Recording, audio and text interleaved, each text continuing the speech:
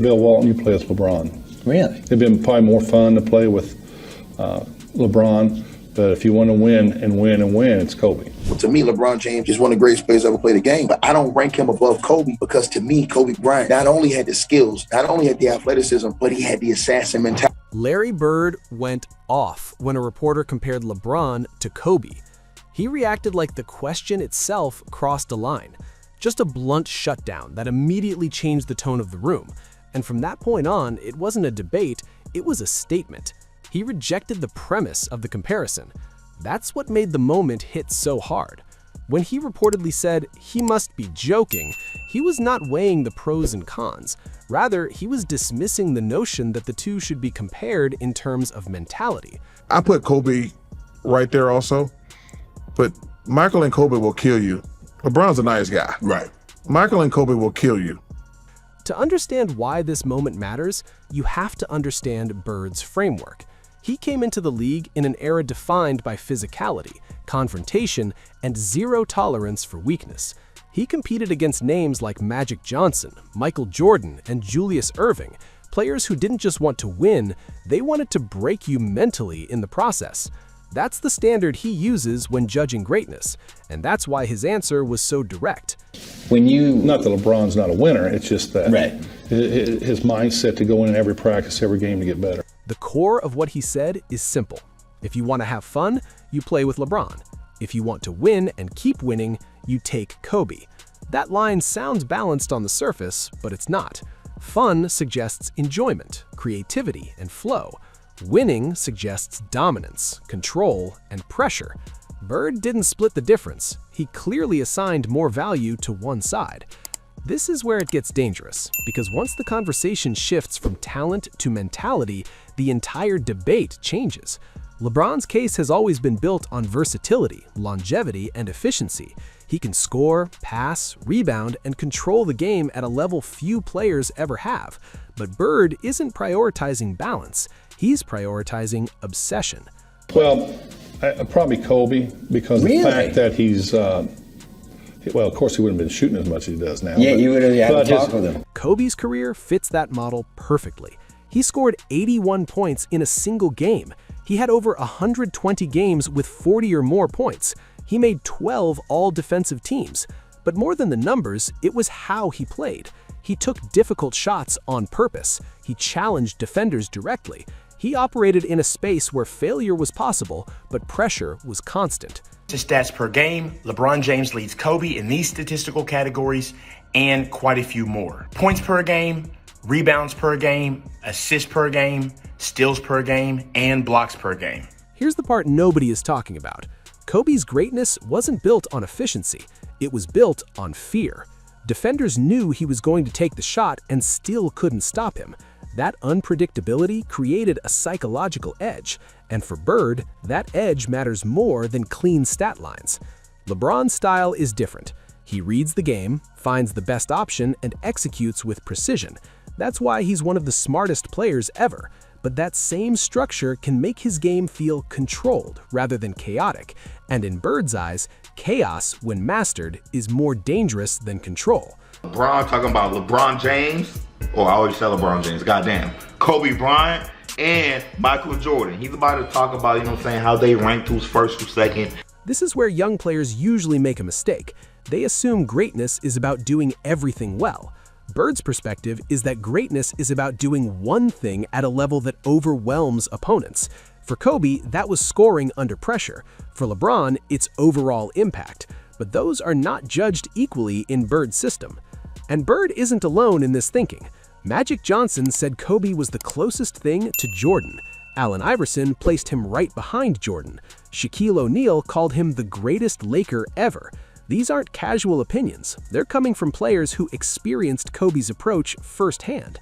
Now, let's connect this to the modern NBA, because this debate isn't happening in a vacuum. Today's game is built differently. Players like Nikola Jokic and Giannis Antetokounmpo dominate through efficiency, spacing, and system-based play.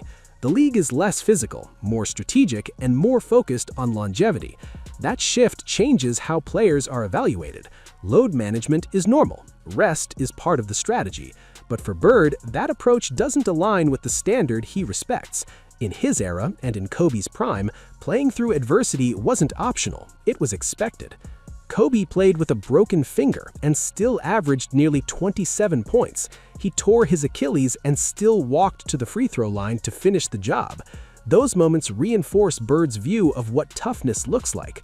LeBron's career, while dominant, includes decisions shaped by a different era: rest games, strategic pacing, and long-term health management.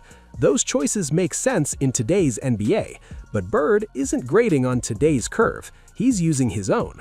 This is where it gets uncomfortable, because now the debate isn't just about basketball ability, it's about perception and identity.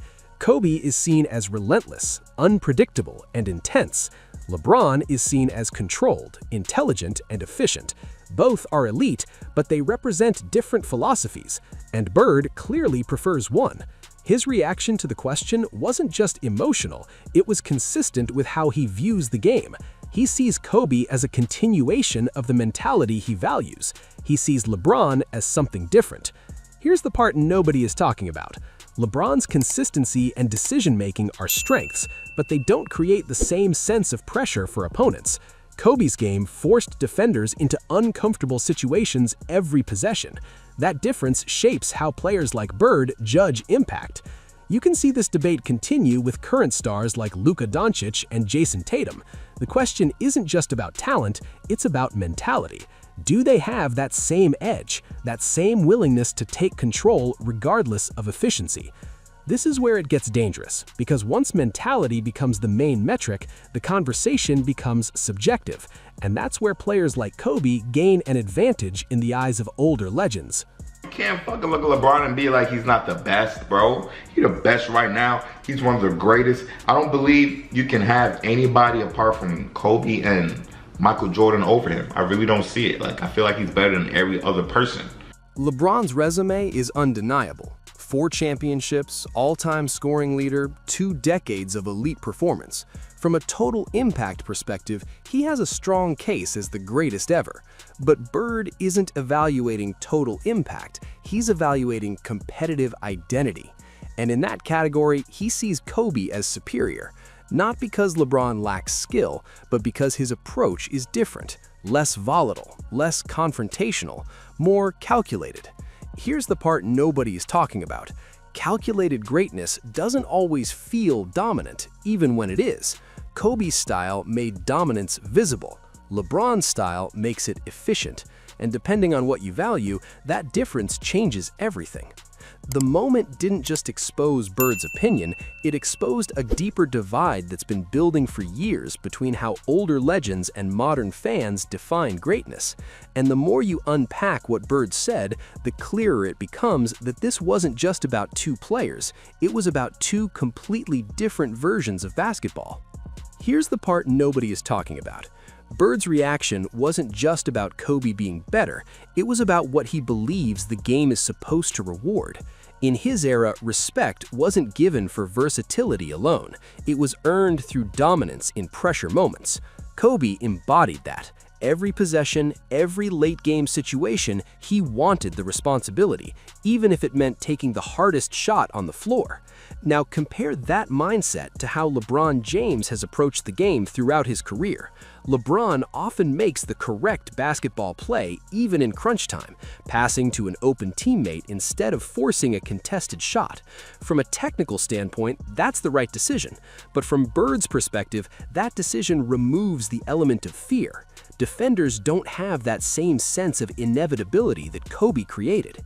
This is where it gets dangerous, because now we're talking about perception under pressure.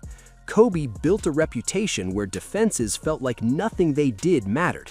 Even a perfect defense could still result in a made shot. That breaks confidence, that shifts momentum.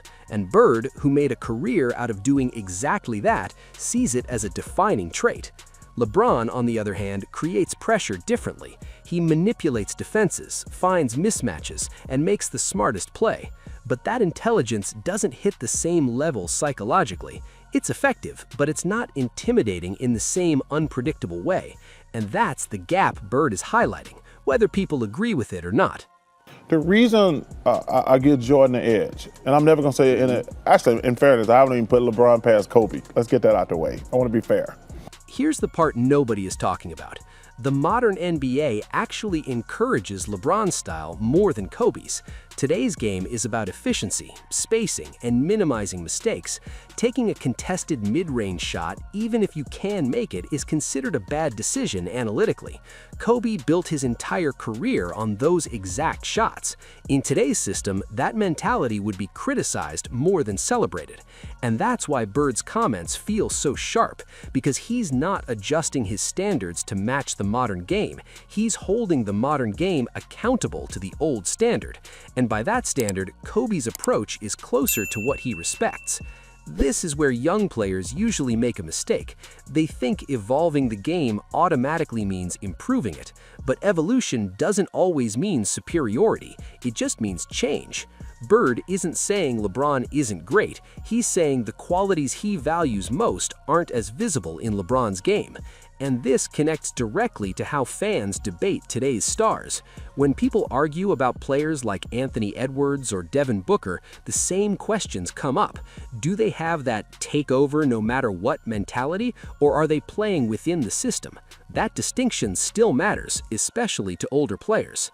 This is where it gets uncomfortable, because LeBron's career has been almost too perfect in terms of control. He's avoided major controversies, managed his body, extended his prime, and built a legacy of consistency. But that same control can make his dominance feel less raw, less chaotic, less threatening in the way Kobe's was. And for someone like Bird, who thrived in chaos and confrontation, that difference stands out immediately. Here's the part nobody is talking about. If you put Bird, Kobe, and LeBron in the same mindset category, LeBron is the outlier. Not because he's worse, but because he approaches the game differently. He's more calculated, more measured, more strategic. Kobe and Bird were more instinctive, more aggressive, more willing to embrace risk. And that's why Bird's answer wasn't balanced. It wasn't supposed to be. He wasn't trying to weigh two equal options. He was reinforcing a belief about what winning really looks like. So when people reacted to that interview, calling it harsh or unfair, they missed the point. Bird wasn't trying to be fair. He was being honest within his framework. And now the debate comes back even stronger, because if greatness is about total production, longevity, and versatility, then LeBron James has one of the strongest cases ever. But if greatness is about mentality, pressure, and imposing your will in the hardest moments, then Bird's answer starts to make a lot more sense. And that's why this conversation never ends, because it's not really about Kobe versus LeBron. It's about what you believe basketball greatness should look like. So when Bird responded the way he did, it wasn't random. It was rooted in his understanding of the game. He wasn't trying to be controversial. He was being consistent. And that's why this moment resonated, because it exposed a gap between generations. One values control and longevity, the other values intensity and pressure. So now the question shifts back to you. What defines greatness? Is it doing everything at a high level for a long time, or is it imposing your will in the biggest moments regardless of efficiency? Because if you're using Bird's standard, the answer is clear, and it doesn't favor LeBron James.